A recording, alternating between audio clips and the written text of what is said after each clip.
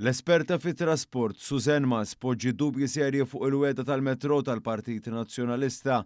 Mas esprimiti tħassib tagħha għal-weda nazzjonalista permezz ta' intervista fuq il-Gazzetta The Malt Independent fejn esprimit kif dak imwiegħed huwa ottimist ħafna. Skont Mas din il-weda għandha dubji serji biex titwettaq kif imwiegħed. Dan fid-dawl tal-fatt li proġetti ta' dan id-daqs huwa komuni ħafna li affaċċjaw sfidi li jistgħu waqgħu il-proġett lura u li jsir jiswa aktar minn kemm stmat. Allura bil-weda nazzjonalista tali kontingenzi qegħdin ikunu mwarba u bekk il-weda mhix tkun waħda realistika. Tant illi Mas innotat kif meta il-Partit Nazzjonalista qiegħed jippreżenta dan bħala pjan sod qiegħed iqarraq bil-votanti tiegħu fil-waqt li qed ikun diżonest lejn il-pajjiż.